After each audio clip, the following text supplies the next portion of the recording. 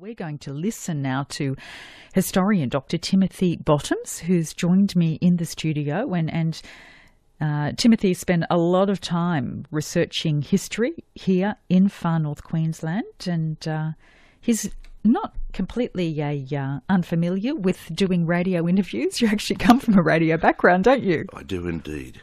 Yes. I used to be a commercial radio announcer some 25, 30 years ago.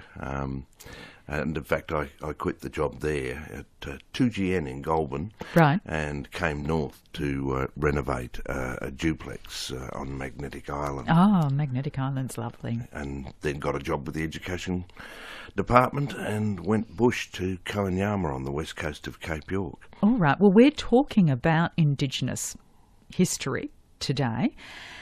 Could you just tell us about the first peoples that lived in the far north? Well, in the Cairns rainforest region, you basically have the Jabbergai, Idin and Gungai speakers, and their size varies from roughly what date you take it from, but that was the mobs that were here when Europeans arrived, and they had a very intricate and clever understanding of the environment, and in fact their seasonal activities were based upon and regulated by seasonal changes. And rather than the idea that Aboriginal people went walkabout and just sort of wandered around the place, they didn't actually do that. They knew exactly which fruits were coming into ripening and where animals were likely to be gathering. So how long would they spend searching for food? Roughly 20 to 30 hours a week, which makes... That's not bad, isn't it? No, it's pretty good when you consider that most of the Europeans thought they spent much, much longer. They were very clever. Their technological achievements, of course, weren't noticed by second-generation whites who lived in the Cairns area, but once you start delving into that, you start to find that they had an incredible understanding of their environment, and their work to them was to perform right ritual. It wasn't to do what Europeans thought, which was growing things to sell them in a market, that sort of thing. All right. Now, I'm just interested how you collate your knowledge about Indigenous history, because you've been living up here for a long time. Have you gone off and interviewed people yourself, or do you take the academic approach and research what's already been researched? Well, I kicked off with my MA Qual thesis, Jadigan, the Last of the Nesting, where I looked at the Jabbergai, Idin, Gungai speakers for the Cairns rainforest region up to 1876. And yes, I started with what was written and searched high and low in libraries, and of course we didn't have the internet when I started, so I had to dig very carefully, and I went to the Australian Institute of Aboriginal and Torres Strait Islander Studies. I looked at what they had. I went to the John Oxley Library. I spent a month reading material at the Queensland State Archives in the old Boggo Road archive location, which involved getting up at 6 o'clock on a wintry morning in Brisbane and catching a bus to the other side of town. And then you had to get there early because they only had 18 places, and if you didn't get one of those 18 places, your whole trip was wasted. So I did that for about a month. And Timothy, tell us about your love and passion for history. Why are you so passionate about history? Well, it gives us a background to who and what we are. Really, my passion sort of kicked off. I've always had an interest in it.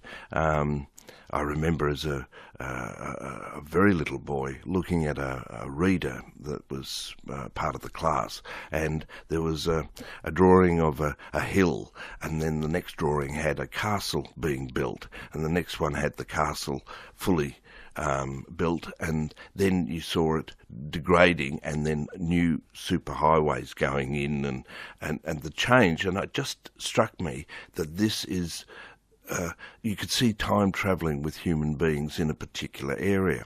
And some things, of course, were important at a particular time, but that changed. But you needed to know the influences behind that.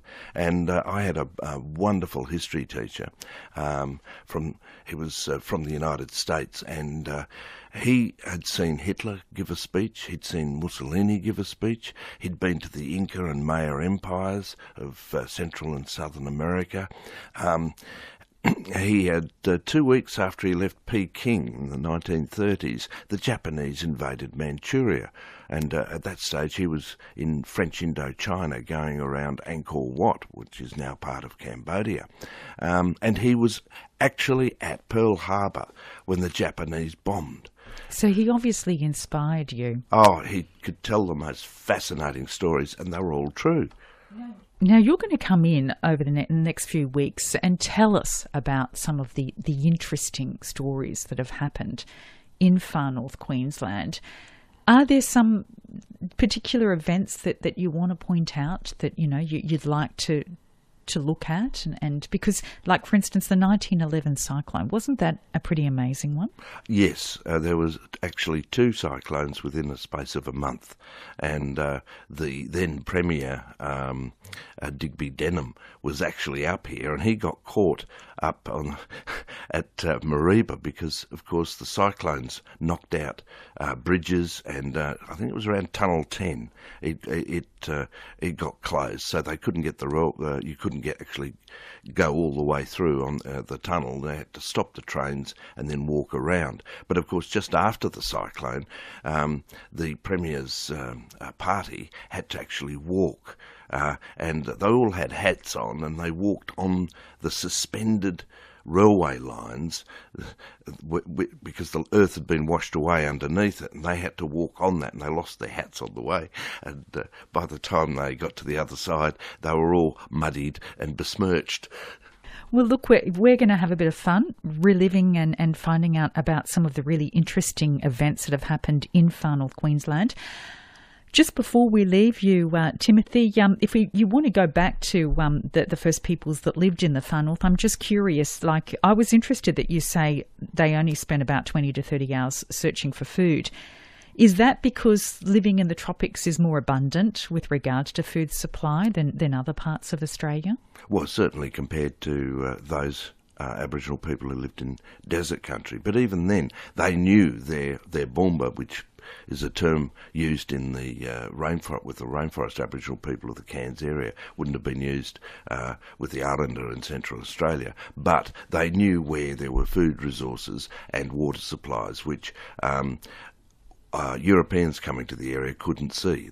That's how come people like Burke and Wills managed to die in a place where there were very large tribal groups who survived very well. That's right. All right. Fascinating stuff. Well, we'll see you at this time next week, and we're going to do a series of interviews about different things that have happened in far north Queensland. So, Dr. Timothy Bottoms, thanks for coming in. My pleasure.